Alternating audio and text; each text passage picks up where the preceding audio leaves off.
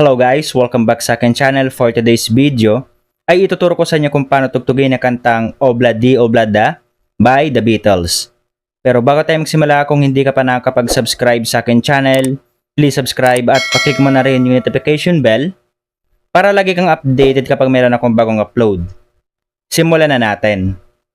So bago tayo mag-start ay gagamit tayo ng kapo. Ilalagay natin siya sa first fret. So, para sa intro, ang mga chords na gagamitin natin dito ay E. Next ay 4 na A. At yung strumming pattern natin dito ay down, down, up, up, down. Ngayon, play natin yung intro. 1, 2, 3, go!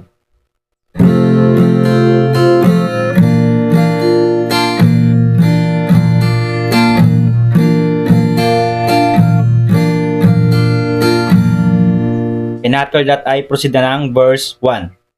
So para sa verse 1, ang mga chords na gagamitin natin dito ay A, E, E7, A, A7, D, at A na may asterisk, E na may asterisk, and last ay A. So ang strumming pattern na gagamitin natin para sa mga chords na walang asterisk ay down, down, up, up, down. At para naman sa mga chords na may asterisk, yung strumming niya ay down, down, up. Ngayon, play natin yung verse. 1, 2, 3, go!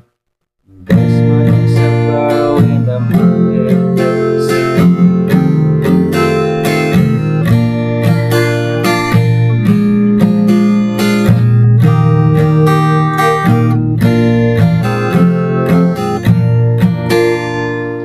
So after that ay proceed na tayo ng chorus. So yung chords natin dito ay A, E na may asterisk, F sharp minor 7 na may asterisk, A na may asterisk, E na may asterisk, last ay A. So bali ipa-play mo yan ng 2 times. So ngayon play na natin siya. 1, 2, 3, go! Obladi,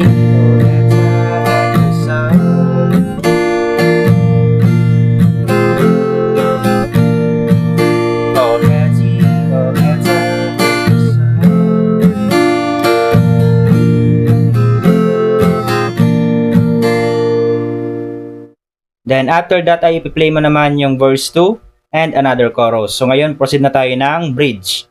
So ang mga chords na gagamitin natin dito ay D, A na may asterisk, A sus 2 na may asterisk, A na may asterisk, A7 na may asterisk, next ay D, A, at E.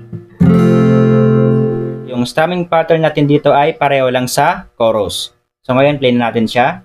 1, 2, 3, go!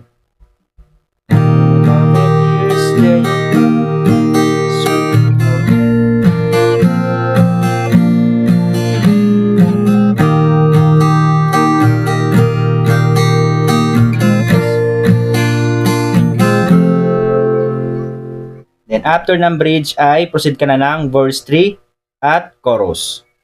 So, gano'n lang tugtugin ang kantang Obladi Oblada, kaya kung nagustuhan mo, please like and share this video. Maraming salamat po sa panonood and enjoy!